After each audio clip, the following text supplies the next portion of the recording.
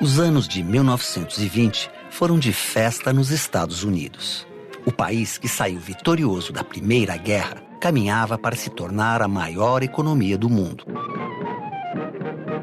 Os norte-americanos consumiam como nunca. A indústria crescia, mas ao final da década, uma crise abalaria este estado de prosperidade e se espalharia pelo mundo.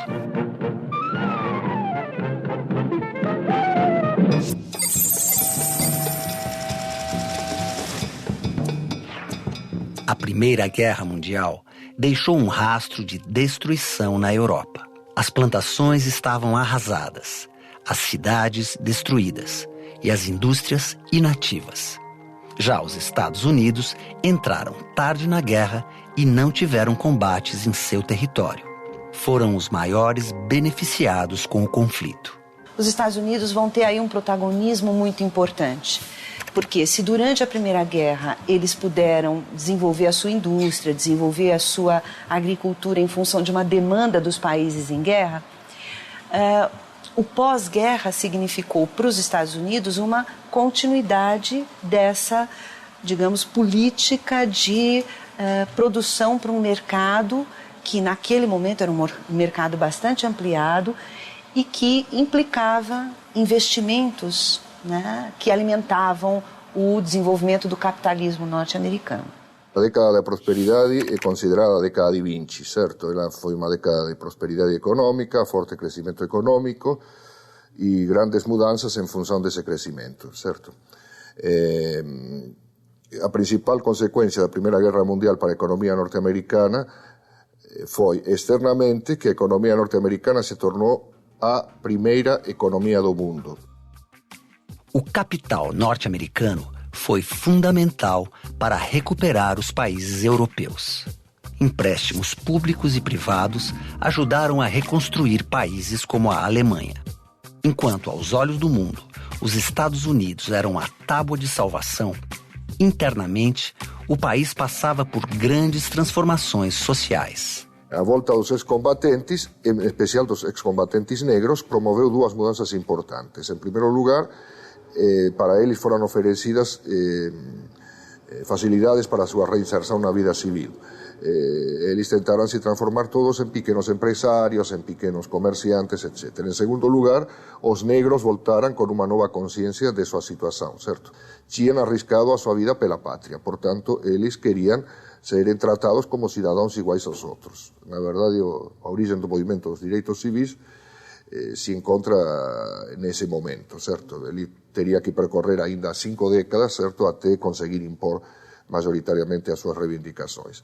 Mas, de qualquer maneira, os negros tinham uma nova consciência e, portanto, passaram a ocupar um novo lugar na sociedade.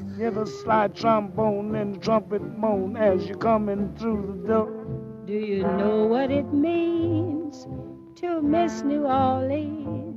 Um dos principais impulsos para o crescimento da economia norte-americana foi a indústria de automóvel. Henry Ford foi o pioneiro. Ao lançar o Ford T, um modelo revolucionário para a época, ele ajudou a expandir outras indústrias e o mercado. A indústria do automóvel teve repercussões em toda outra série de ramos industriais. A produção de aço, a produção de partes para automóvel, a construção das estradas, a produção de petróleo. Em pouco tempo, os norte-americanos entenderam que era essencial incentivar o consumo para continuar movimentando a economia. A publicidade dava seus primeiros passos.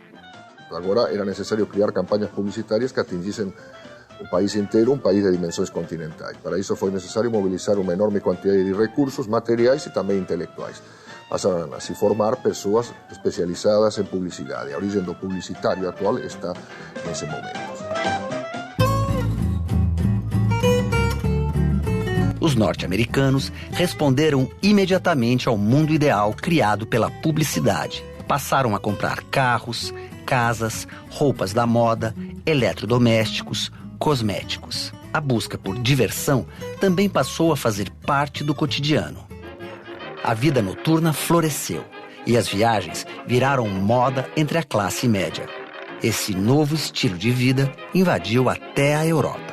Isso passou a ser chamado de American Way of Life, como maneira também de designar o melhor padrão de consumo do planeta. Mas ninguém ganhava tanto para comprar tudo isso de uma vez só. E todos queriam todo ao mesmo tempo. Então a solução encontrada foi vender rádio, eletrodomésticos, carros, casas, cosméticos e até vestimenta em prestações. Surge, portanto, uma impressionante indústria do crédito. O crédito fácil fez com que muitas famílias se endividassem. Ao mesmo tempo, a Bolsa de Valores norte-americana se expandia. Até mesmo os trabalhadores retiravam dinheiro da poupança ou pediam empréstimos para investir em ações na Bolsa. Esperavam ficar milionários da noite para o dia. Havia também um apelo ideológico para que os trabalhadores se tornassem sócios das empresas comprando suas ações. Esta ideia de capitalismo popular era muito importante, não somente para ativar o mercado da Bolsa, mas principalmente devido a que os Estados Unidos se havia transformado naquele momento no exemplo do capitalismo mundial. Então, o que se pretendia demonstrar através da noção de capitalismo popular era que não era necessário deixar para trás o capitalismo, como tinha feito a União Soviética, para superar a pobreza, mas transformar os operários e os trabalhadores em geral em capitalistas. A ideia de que o capitalismo tinha encontrado nos Estados Unidos a fórmula para o enriquecimento sem limites se espalhou. Mas a economia norte-americana dava sinais de fraqueza. Ocorre que em meados da década de 20, os estados europeus passaram a se recuperar relativamente. E essa recuperação relativa implicou uma diminuição da demanda pelos produtos norte-americanos. No final da década, as exportações caíram e o mercado interno havia chegado a seu limite. Produzia-se mais do que era possível vender. E os empresários já não tinham meios de pagar os funcionários. A indústria começou a quebrar. Quando ela quebra, ela desemprega todo um conjunto de funcionários, de assalariados, e aí nós temos uma quebra generalizada, porque esses funcionários não têm mais condições de consumir. Por outro, a quebra das próprias empresas, que eram a base do crescimento econômico e da prosperidade norte-americana. E isso arrasta também o setor financeiro, né? Que muitos bancos também quebram em função de que o dinheiro emprestado não iria retornar de maneira alguma. Na Bolsa de Valores, o clima era de grande tensão. Nos anos anteriores, mesmo diante dos sinais da crise, os especuladores continuaram comprando ações. Os preços das ações subiram, mas, de fato, não estavam atrelados ao crescimento real das empresas. Eram fictícios. Não existia uma base material para toda essa riqueza negociada em papéis. A produção não era correspondente aos valores negociados na Bolsa. Numa quinta-feira de outubro de 1929, a bolha estourou. Todos tentavam vender as ações que tinham e os preços desabaram. O pânico se alastrou. A queda das ações gerou um prejuízo de 14 bilhões de dólares. Como consequência da quebra da bolsa, milhares de pessoas correram aos bancos para sacar dinheiro e toda a economia entrou em colapso. Todo mundo sentiu a crise. Os trabalhadores braçais, porque as empresas fecharam, eles ficaram desempregados. O crescimento do desemprego foi fantástico. A pobreza, de um modo geral, atingiu todas as classes sociais. Não havia nenhum tipo de seguro contra a pobreza, ou seja, de mecanismos, porque como era uma sociedade onde tudo era privado, houve uma catástrofe social. Houve suicídios, como é bem sabido, certo, em Wall Street, e as pessoas, em 2, 3 anos que foram ficando muito pobres, começaram a viajar de carona no trem, certo? Ou seja, de carona significa que não pagavam, certo? E percorriam o país em busca de qualquer coisa que lhes desse algum tipo de meios de subsistência.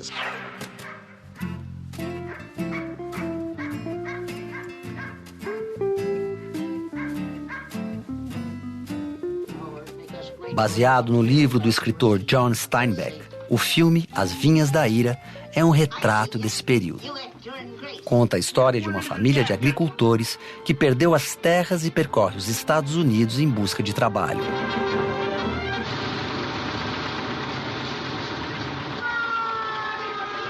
Ao chegar a outros estados, é recebida com violência.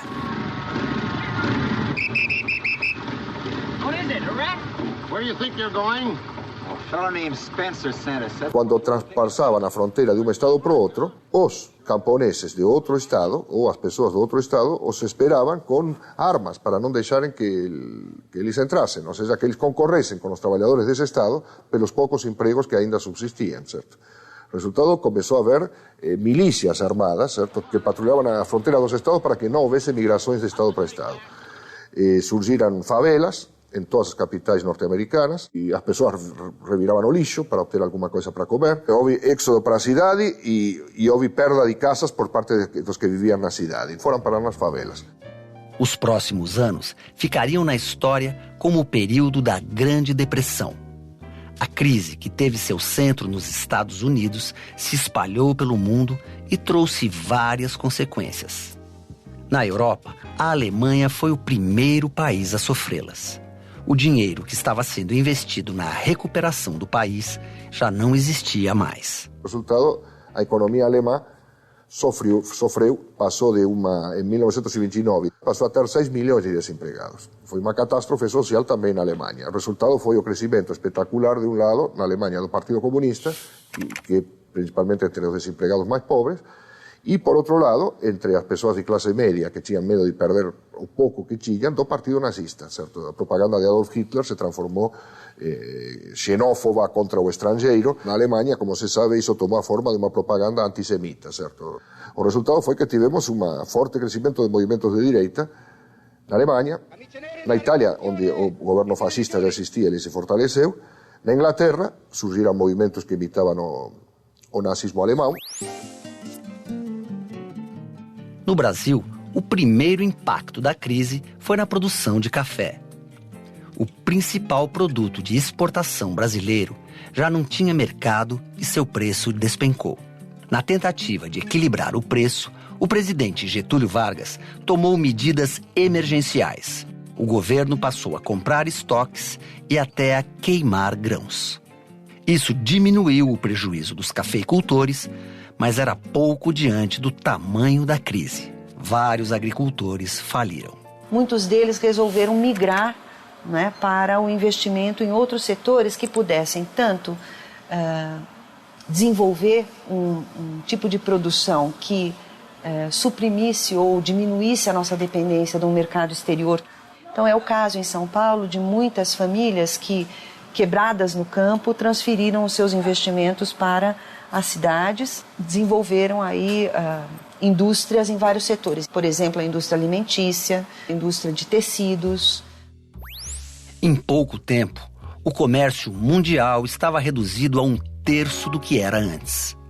A primeira grande crise do capitalismo questionava o modelo econômico vigente, no qual o Estado pouco interferia na economia. Nos Estados Unidos, outras ideias começaram a ganhar espaço. Em 1933, o novo presidente eleito, Franklin Delano Roosevelt, falava em supervisionar transações bancárias e financeiras. There must be an end to speculation with other people's money. O governo Roosevelt tomou para si a tarefa de recuperar a economia e gerar bem-estar social. Seus discursos traziam esperança. Na prática, o presidente implantava uma série de medidas que ficaram conhecidas como o New Deal, o novo acordo. Era basicamente um programa de intervenção do Estado na economia para disciplinar a economia, para tentar buscar uma saída à crise econômica através da criação de empregos pelo Estado, reorganização do sistema financeiro. Então, o Roosevelt investiu, em primeiro lugar, como um gestor de uma política pública de incorporação da massa de desempregados em obras, não é, de caráter estatal. Segundo, ele determinou, como o preço dos alimentos também, né, teve uma queda muito significativa, quebrando também os próprios produtores rurais, o que ele fez foi pagar para que a produção fosse limitada. Então, forçando a subida dos preços agrícolas como uma forma de remunerar esse agricultor.